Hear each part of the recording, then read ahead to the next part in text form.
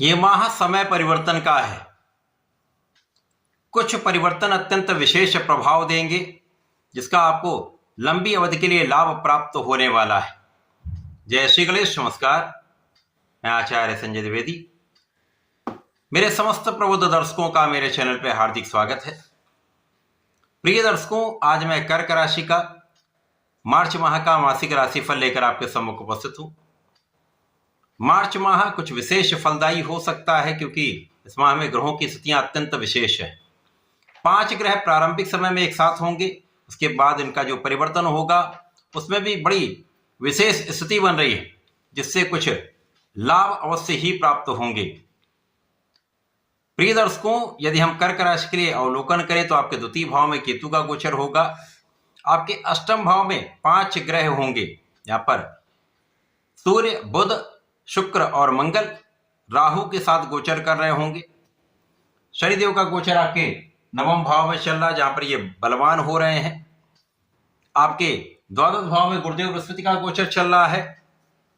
इस माह में 2 मार्च को शुक्राचार्य राशि परिवर्तन करेंगे, अष्टम भाव से नवम भाव में पहुंचेंगे जहां पर ये अपनी उच्च राशि में होंगे तथा अपने परम मित्र शनिदेव के साथ गोचर करेंगे। 14 मार्च को सूर्यदेव भी अष्टम भाव से निकलकर नवम भाव में पहुंच जाएंगे।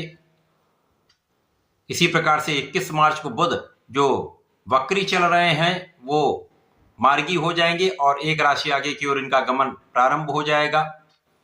26 मार्च को शुक्राचार्य जो नवम भाव में आ चुके होंगे वो दसम भाव में गोचर करके अपना स्थान लेंगे।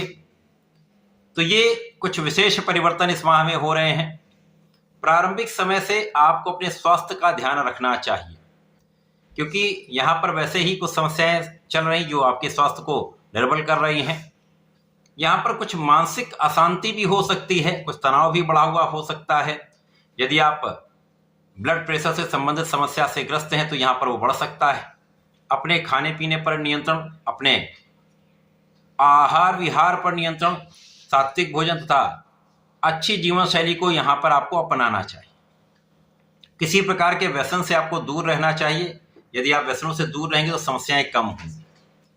इस समय में आपका आत्मबल कुछ कम हो सकता है। प्रारंभिक समय में इस समय में आपकी वाणी दूषित हो सकती है और वाणी के दूषित प्रभाव से परिवार के मध्य में आपके कार्यक्षेत्र में कुछ विवाद की संभावना भी बन रही।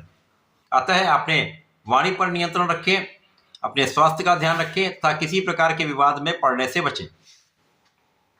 यद्यपि इस समय में आपको आकस्मिक धन लाभ होगा, पैतृक संपत्ति से धन लाभ की संभावना पूर्ण रूप से बन रही है अथवा पिता के सहयोग से अचानक धन प्राप्त हो सकता है, परिवार से लाभ हो सकता है।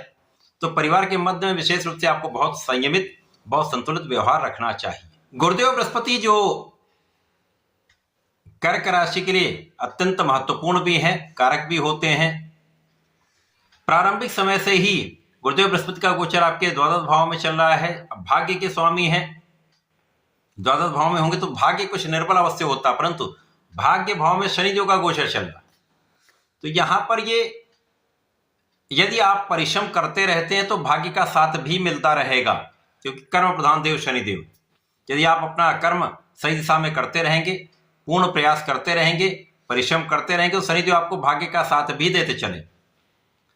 इस समय में आपके व्यय पर नियंत्रण होगा, लेकिन कुछ अनावश्यक यात्राएं आपके शारीरिक स्वास्थ्य को प्रभावित कर सकती हैं।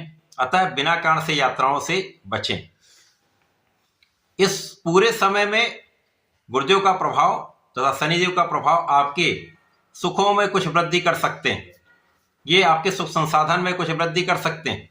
माता पिता के सुखों में कुछ वृद्धि का योग तो बन रहा है, परंतु प्रारंभिक समय में पिता का स्वास्थ्य निर्बल हो सकता है। अतः ध्यान देने की आवश्यकता है और यहाँ पर संतुलित रहने की आवश्यकता है। अब जैसे इस माह का पहला परिवर्तन होगा, शुक्राचार्य भाग्य भाव में जाएंगे, अपनी उच्च राशि में पहुंच जाएंगे। अब लाभ के स्वामी शुक्राचार्य हैं तथा सुखों के स्वामी, तो यहाँ पर भाग्य पहले से अधिक अच्छा हो जाए। आप धर्म कर्म के कार्यों में अपना समय व्यतीत करेंगे, आपका कार्यक्षेत्र भी पहले से अच्छा होने लगेगा और यहाँ पर आपके लाभ की मात्रा पहले से बढ़ जाए। अब सुखों का उपभोग आप कर पाएंगे, सुखों का लाभ आप ले पाएंगे। इसके पश्चात जब सूर्यदेव राशि परिवर्तन करके भाग्य भाव में पहुंचेंगे तो यहाँ पर पिता का स्वास्थ्य पहले से अच्छा हो जाएगा, आपके मानसिक बल में वृद्धि होगी, आपका कॉन्फिडेंस बहुत अच्छा हो जाएगा, तो आप निर्णयों में सकारात्मकता प्राप्त करने लगेंगे। तो जो निर्णय कहीं ना कहीं अप डाउन आपके हो रहे थे, उतार चढ़ाव चल रहा था, आपके मन में भ्रम चल रहा था, वो दूर होने लगेगा और आप सही दिशा में प्रयत्न करना आरंभ कर दें।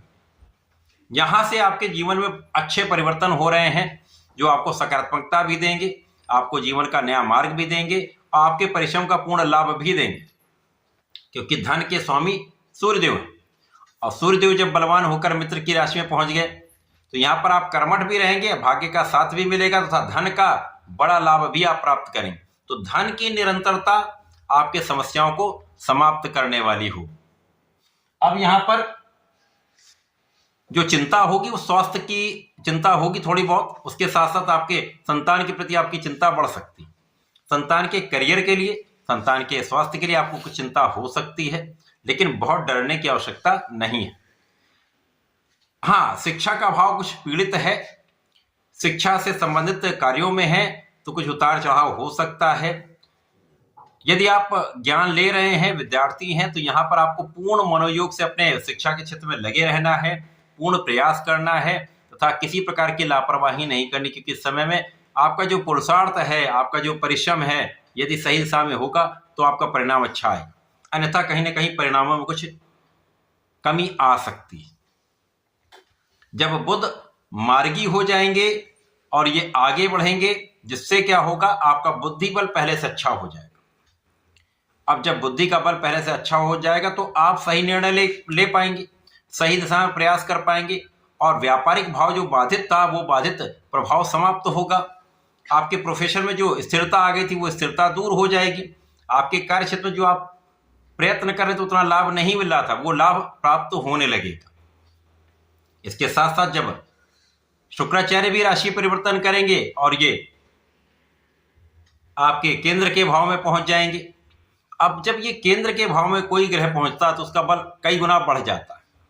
और शुक्राचार्य आपके सुख के स्वामी, लाभ के स्वामी, दो विशिष्ट भाव के स्वामी का गोचर केंद्र के भाव दशम भाव में, जहां पर ये अपनी ही राशि अपने ही भाव को देखेंगे तो समय में लाभ कई गुना बढ़ जाएगा।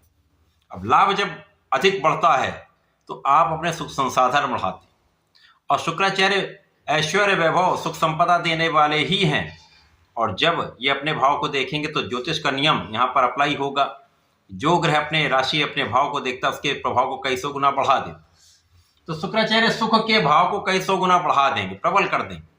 तो सुख संपत्ति भूमि भवन का लाभ आपको प्राप्त होगा, लोगों का सहयोग आपको प्राप्त होगा, कर्म क्षेत्र में बड़ी उन्नति का योग बनेगा तथा मान सम्मान का योग यहाँ पर प्रबल हो जाएगा। माता के पिता के सुखों में भी वृद्धि होगी तथा लोगों का संपूर्ण साथ आपको प्राप्त होने लगे। व्यापारिक भाव अत्यंत प्रबल हो जाएगा, बुद्धि बल अत्यंत प्रखर हो जाएगा, वाणी का प्रभाव विशेष हो जाएगा।